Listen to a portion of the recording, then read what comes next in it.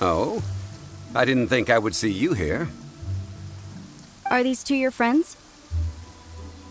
Yes, we had the fortune of meeting not too long ago. They are quite a knowledgeable and talented pair, and a pleasure to be around. Traveler, we were just discussing the history of Rex Lapis. Would you like to listen?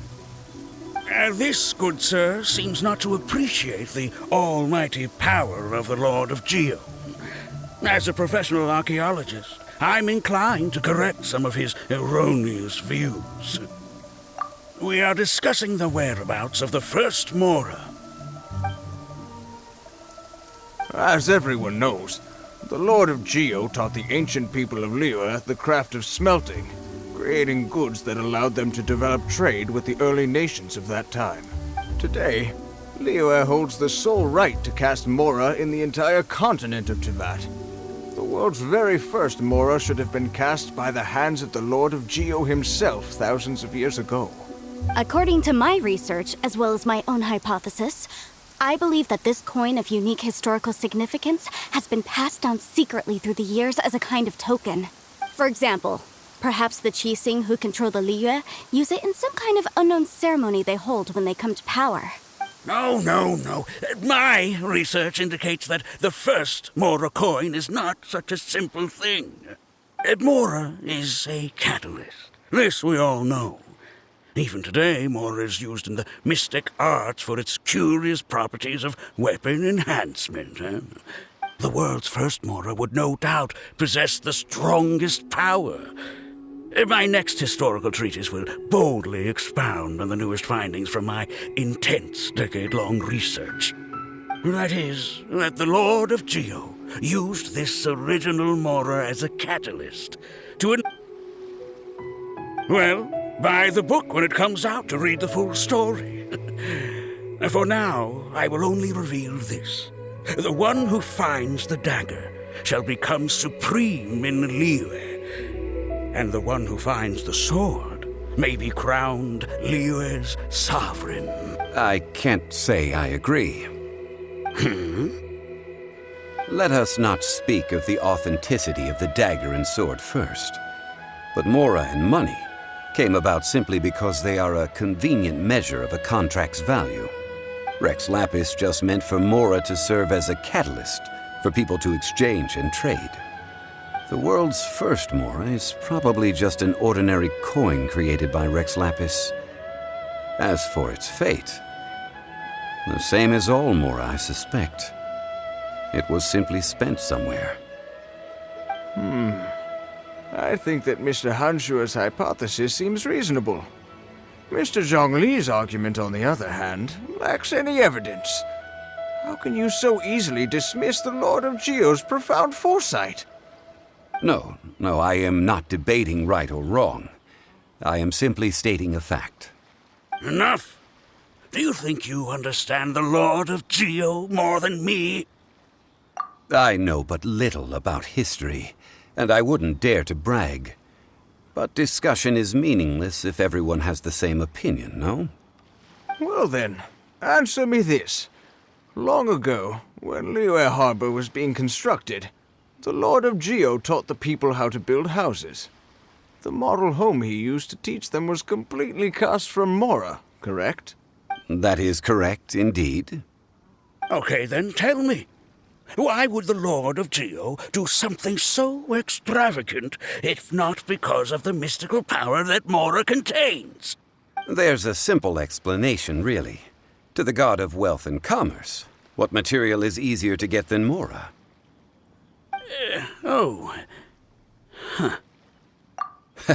I mean, I am talking about Rex Lapis. Excuse me, sir. I have some questions about archaeology. Can we find somewhere quiet to chat? I mean, if it's okay with you. Oh, it's no problem at all. But may my friend accompany us? Perhaps they could be of some help. Of course. They can come if that's what pleases you, sir. Let's go.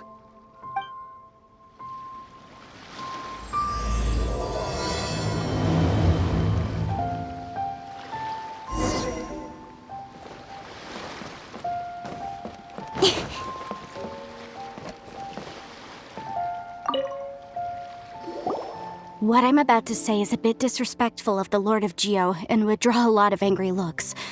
So it's best to discuss this somewhere quiet. Your argument just now exhibited acuteness of speech and thought. Most importantly, you don't fall for the boasting and acting of the others. You remain objective. So I have a question for you. Perhaps you will answer differently from other scholars. Do you think that all the gods that the Geo Archon killed were evil? Let's not analyze it in terms of good versus evil. Rex Lapis placed great importance on the integrity of contracts. So any gods he killed certainly must have broken some kind of contract.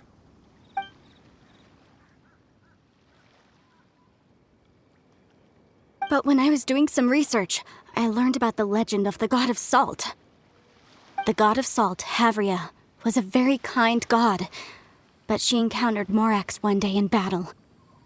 Morax used a rather underhanded trick to assassinate her.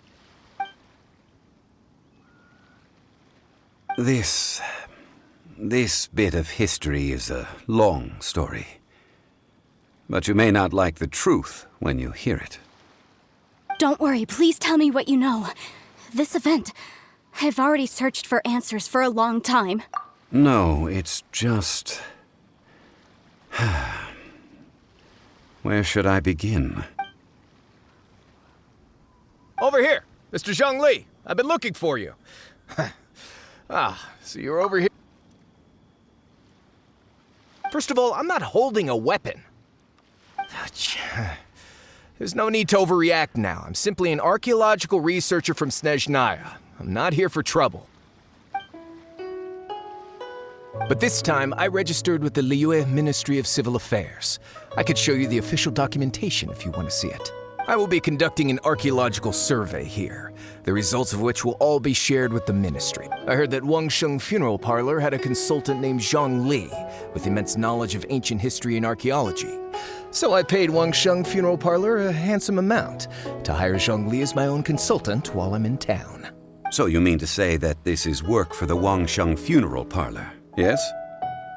Well, since it's work, I don't have a choice. A consultant of the Wangsheng Funeral Parlor must respect their duty.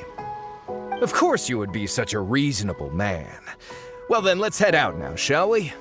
Wait, if you were studying archaeology, can I go too? I am also a scholar in this field, so I can help.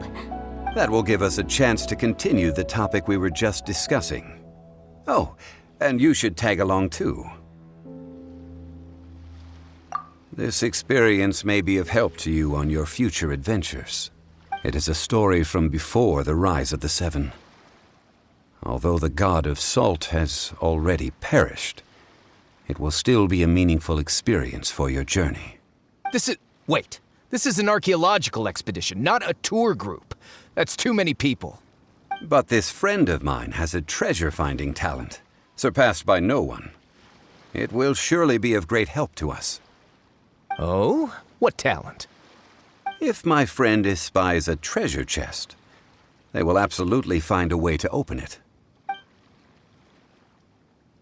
Well, that is quite enticing. All right, then. Well, let's go. There's no time to waste.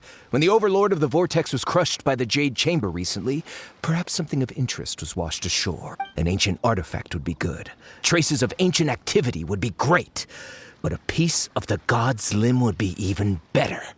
Who knows what surprises we may find.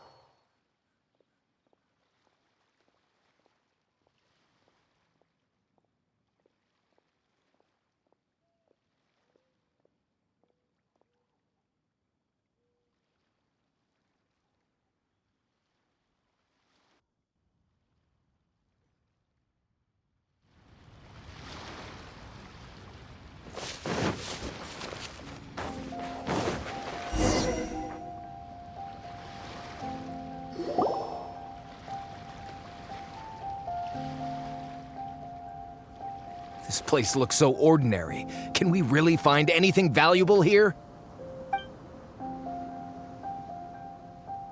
I don't mean the scenery, but rather that there should be something out of the ordinary. A big battle did just occur and all, and I don't even know where to begin looking here. Guyan Stone Forest is actually the perfect place to be if you wish to learn about the gods or the history of the Archon War. Legend has it that Rex Lapis threw spears made of large rock into the sea here, piercing and crushing the overlord of the vortex. After many years of wind erosion, those stone spears have turned into the unique rock formations we see now. What we see now is just the part of them that remains. The stone spears hurled by Rex Lapis all those years ago were much greater, both in number and in size. But due to the different angles they landed at, their large centers of mass, erosion by seawater, and years of gravity, many of them have been completely swallowed by the sea. So besides wind erosion, the initial collapsing of the stone spears also played a big part in the formation of Guyan Stone Forest. Well, a god able to fight one so powerful as Rex Lapis was certainly very strong in its own right. Indeed. This is where the value lies in research at Guyan Stone Forest. Most of the objects from that time were lost to the sea. But the gigantic waves created by the overlord of the vortex have given those sunken objects a chance to see the light of day again. So you're saying that if we look carefully, we'll be able to get very, very rich. I mean, rich with archaeological knowledge and historical value, yes? That's all I seek in life. Well, since we brought so many people, I think it would be best to split up and look. Okay then. I will go with my friend here. Although I have a smattering of knowledge in various disciplines, when it comes to archaeology, I can't compete with the expert here. Huh? Me? What's the matter? This is your profession. Why are you so surprised? I get it. I'll escort him then. Okay. If we find anything valuable or rare, let's meet on the shore opposite from here.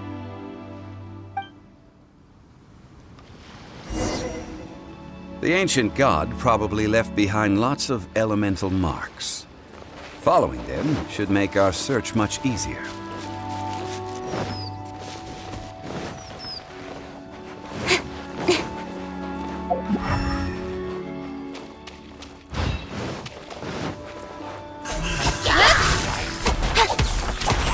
Cut to the chase.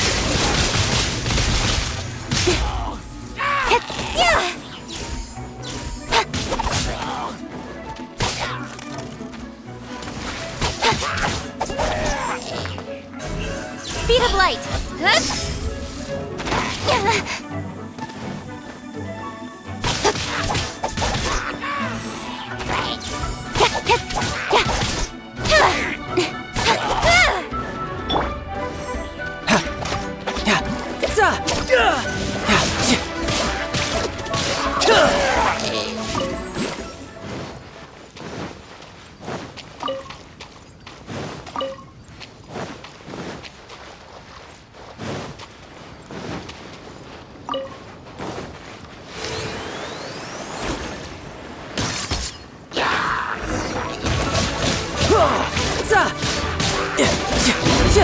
No time to lose.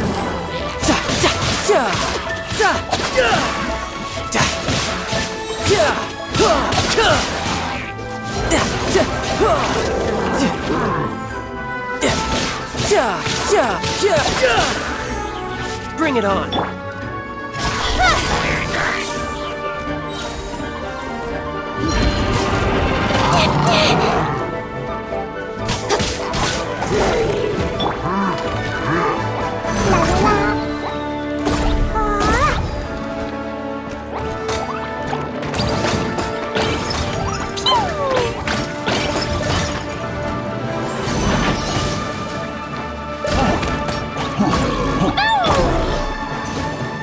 Shouldn't let your guard down.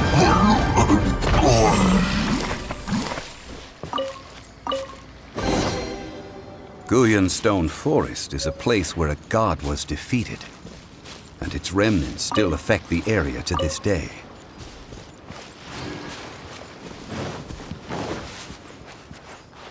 No time to.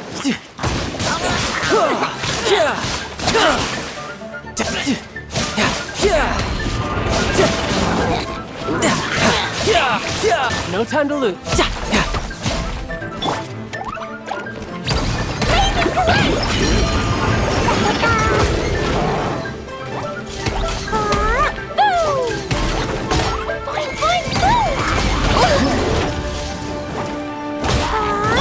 No time to lose.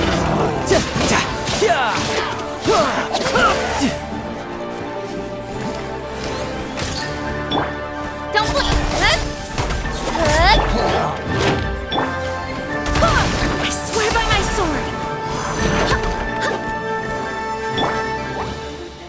Fine, fine,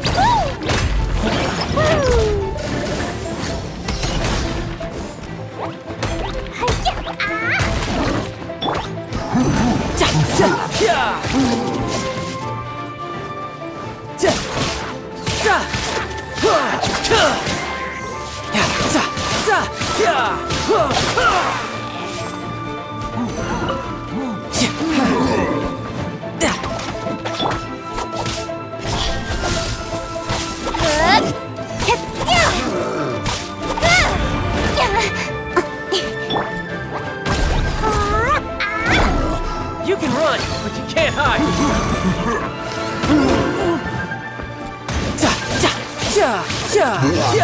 Bring it on.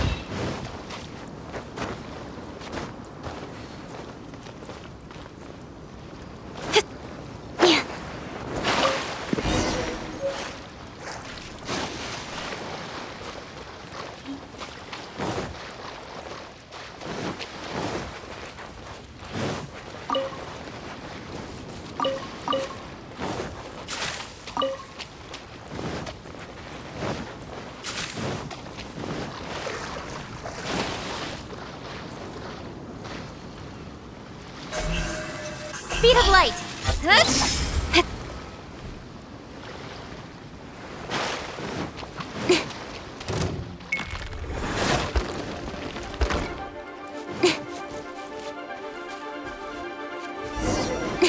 See that object in the center? Perhaps it emits the remnant strength of the god. That would certainly attract them. The hydro.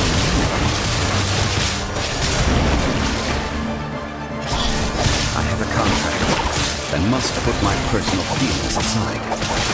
Go ahead, defeat them, and recover the relic.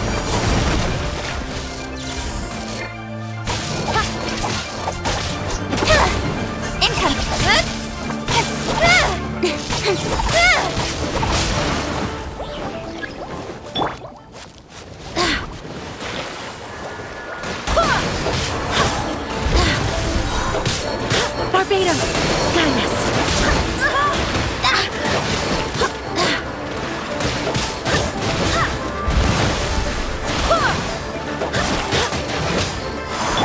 With sword comes shadow. Dumpty Dumpty,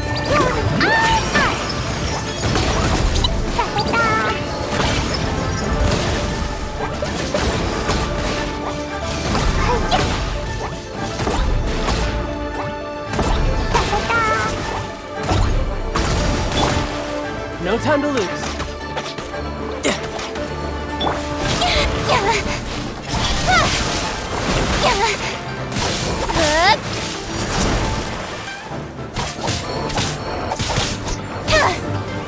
Speed up.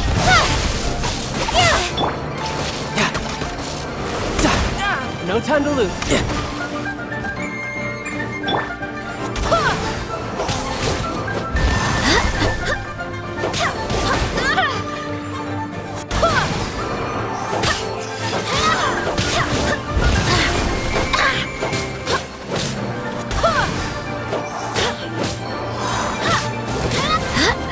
I swear by my sword! Don't blink!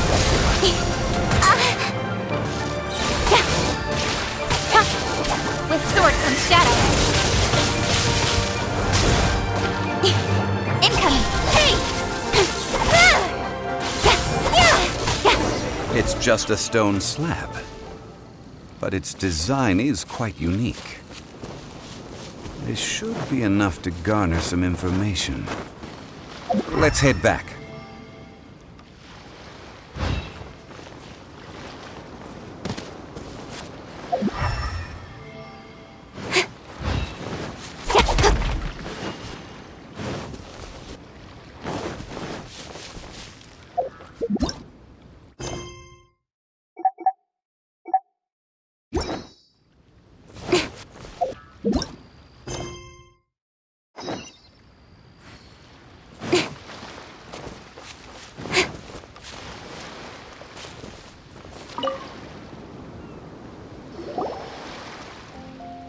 You call yourself a scholar of archaeology? You can't even recognize this or that. What are you good for? We all have our areas of expertise. I already tried very hard to explain. This girl just keeps bragging about how she's an archaeologist, but she doesn't even know anything about the surrounding ruins. I even know more than her. She left me to rely solely on guessing, experience, to find anything valuable to take back. Ugh, what a waste of time. I've just been researching the god of salt, so I'm not familiar with sea relics. Is that so strange? And you kept asking about how much Mora everything is worth. Can the value of relics only be measured in Mora? Isn't measuring their value in Mora the easiest way? This also matches the traditions of Liyue, does it not? Now, calm down. No need to make a fuss. We were able to bring back some intriguing objects. Let's have a look. Oh, what a shame. These objects were indeed washed ashore by the Overlord of the Vortex, but they have nothing to do with the god besides being in the vicinity at the time. This stone slab we found, however, has a mysterious pattern and faint aura of divine power. Perhaps it will be useful for research purposes. Quick, give it to me. At least we didn't come for nothing. The power of the gods, yes! This is good. Oh, but these other objects are certainly worth a little something, right? It should be enough to cover the cost of hiring you. It's all mine. Not at all. My quest to uncover the history of the god of salt is because history can tell us about culture and beliefs. But you're just trying to use archaeology to get rich. Nonsense! I'm a professional archaeology researcher from Snezhnaya. I swear. If I'm lying, may the Lord of Geo strike me down. Oh, by the way, you probably don't want to sell that teacup. Oh? Why's that? That's not an ancient teacup. It's part of Ningguang's collection. It must have fallen here along with the Jade Chamber. So unless you want to mess with the Qixing... Ah, I see.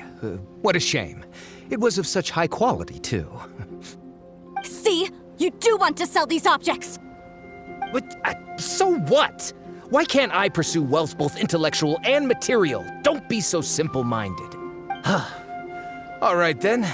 No need to stay here any longer. I'm rather quite intrigued by the God of Salt, too, actually. Let's go to Saltarai next.